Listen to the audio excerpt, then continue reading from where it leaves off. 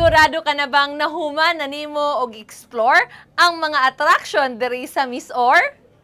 I doubt that. Kay dinhi sa atong lalawigan, dili gayud ta mahutdan og lagan. Sa atong segment karong adlaw, we will give you another one great reason to explore MisOr more.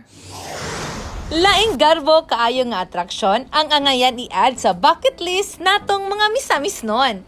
Kaya ang kaniadtong damgo lang sa atong amahan sa lalawigan sa pagpaningkamot ni ini, karon nahataga na og katumanan sa mga nakabisita na kaniadto sa Flight 387 Shrine nga anaa nahimutang taliwala sa boundary sa lungsod sa Claveria og syudad sa Hinguog. Among ipakita kaninyo ang dakong kabag-uhan. Tara, atong libuton ang bag-o lang giblisingan o ginagurahan nga Misamis Oriental Tourism Complex and Botanical Garden nga gamay na lang gayud, hingpit na natong masuruyan. Kung kaniadto sa miaging administrasyon, napasagdan, nahimong kasagbutan, kay wala na kaayo na atiman, karon limpyo, gipagwapo og puno na sa atraksyon ang imong masaksihan. Ang kaniadto nga guba nga payag-payag, karon gihimo na og usa ka coffee shop. Happy tea kay perfect diri mga pi. Kauban ang imong family. Sa kabugnaw sa panahon diring dapita, ga-serve pod silang tsokolate nga pwede kaayo para kang kuya ug ate.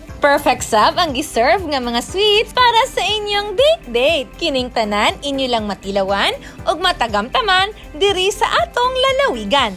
Kay kining tanan gamang misamis nun ug lutong misamis nun. Ug kung adunay call of nature, worries no more. Kaya adunay place for you to settle. Lahi ang pambabae sa panglalaki.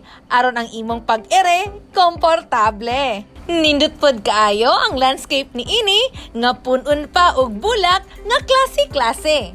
Sa among pagbisita, wala namo mapugni nga makawaw sa place kay ang kaniadtong bulak nga tulips nga diha ra makita namo sa movie anaa nagitanom diri nga gikan pa outside the country. Be aware kay no picking of flowers. Kung naanad ta nga init kaayo ang kaudtuhon, dinhi, dili na nimo maeksperiensya kay foggy ang area. Pagdala lang og jacket, aron dili ka magkurog sa kabugnaw, dili sab ka masakit. Bisan asa ka mo angle, guwapa og gwapo gayud ka sa imong picture. Plus, fresh view, imong ma-enjoy. Sulit gayud imong trip, kay perfect gayud ang scenery. Aduna usab mga cottages nga idugang aron sa inyong pagbisita, pwede na mo relax. Very accessible ang area, kaya naalang daptin sa dalan sa 955 Highway ang Villanueva, Claveria, Hinguog Road. Nga maagi-agian na karon, human kaniadto atong halangdong gobernador usa pa ka kongresista, ang pagsemento sa dalan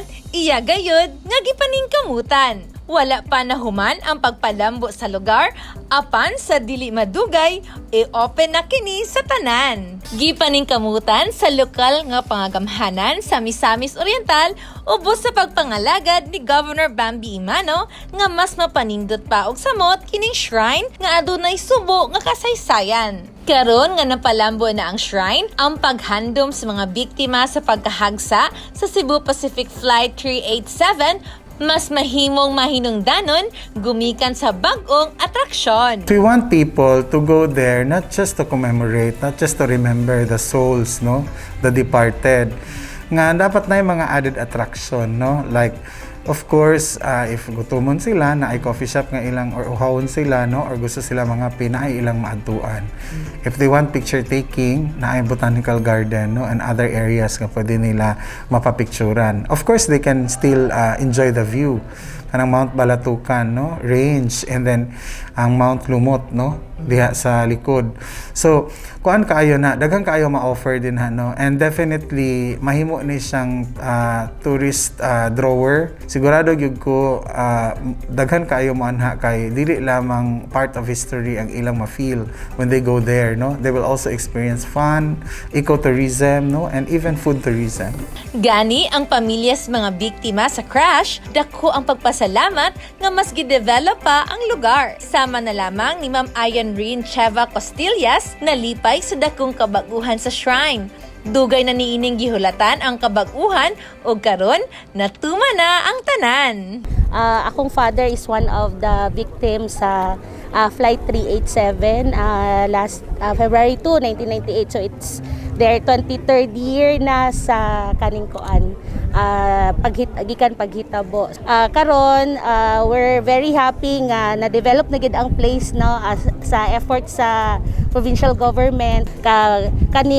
It's amazing and kanang we're very happy no ang akong family. So talag sa rami gaanhi dire pero naa na mi ginalook forward every time nga kanang kuan dili lang kay karon na panahon February 2 pero sa among mga vacation so naa na mi hapitan gyud no especially kay naanay mga kaning coffee shop. So nakita na ko dito ang kanang kuan nila na kanang butangan na nilag mga coffee shop and mga cottages. So naa na gid siya kuan kanang okay gid kaayo nga development sa kuan sa provincial government and provincial tourism office. Sama ni Ma'am Ayan rin, dako ang kalipay o pagpasalamat ni Nanay Fe Vallejos kang Governor Bambi Imano sa bagong hitsura sa shrine.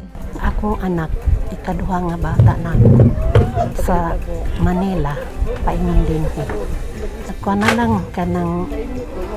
na lang inaya-naya akong kaguol kaysa kaulitaw ba yato bata 24 years old na kuan kaning di sad mi ka pirmi magkaanhi din kay piki baya sad among kuan mga bata magtrabaho na hera og makalugar-lugar mi nga makaanhi karon nagaanhi mi din balingasag na ika 20 years 2018 ay patsada karon na 3 years bitaw nga kuan improve na ang kaning lugar din nalipay pud ko kay ayo usad nigaw ang kuan bisan og sakit sa akong kasing-kasing kasing-kasing nawala ang akong mahal sa kinabuhi pero ang kalipay sad ko sa kanang mananaw din nga maayo na nigaw. Salamat gyapon ko bisan og naami sa kuan kanang kaguol. Ang kalipay gyapon ta tungod sa mga buwak nga tan-awon. Nagpasalamat ko sa gobernador nga iyang gi-ariglar kining lugar nga nahitabuan sa akong anak kay usasad ni nga nalipay pud ko nga iyang gi-improve ang lugar. Salamat lang gob. Ang media nga si Ursel Maandig nga saksi ni adtong panghitabo sa crash sa tuig 1998 ug matag tuig gaduaw sa lugar aron sa paghandom sa mga biktima puno sa pagdagig sa mas nindot nga shrine karong panahona. By the way, I'm Ursel Mandig of Mindanao Daily News Digital and Business Week Mindanao and a stringer also of Philippine News Agency. Nalipay tano kay halos every year na magita din sa commemoration sa crash site sa Flight 387 og lipay tagdako kay dako kayo ang facelift no sa atong shrine diin kaniadto ang atong ma-focus ang shrine ra gyud but karon dako na kayo ang development no nga gibubo sa provincial government sa Misamis Oriental kay aduna nay mga cottages, adunay cafe and restaurant, adunay botanical garden and of course gi-promote sa province ang agriculture og sa nakita nako karon although napa sa phase 1 ang development medyo tsada na gani kaayo lantaw no og makaingon ta we are proud of sa one of the tourism site karon sa Misamis Oriental nga naagyod sa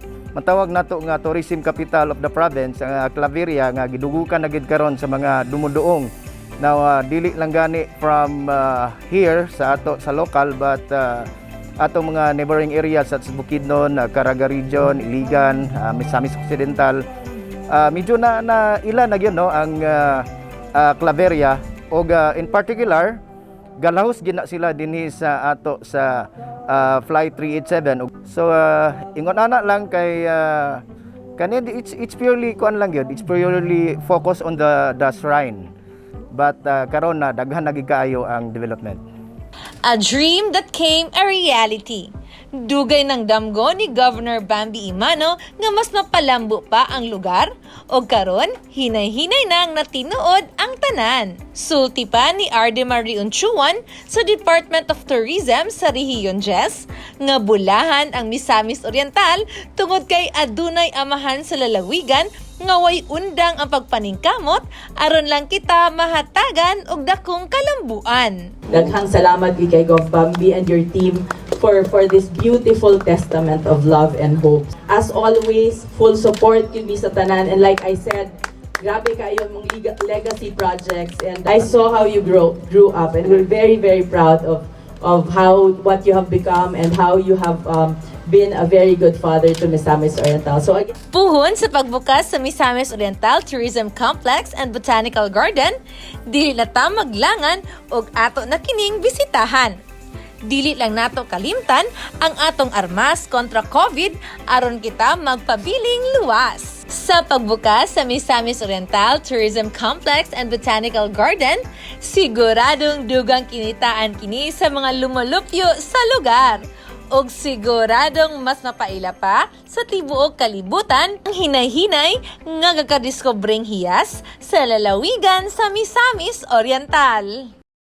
Kini na lamang si Clarice Enterina, kanunay nagahangyo sa inyong tanan nga atong suportahan ang atong mga local tourist spot o ginsaktong health protocol lang ang atong kanunay nga obserbahan kay kining tanan alang sa atong kaluwasan nga ang makapatay nga COVID atong malikayan.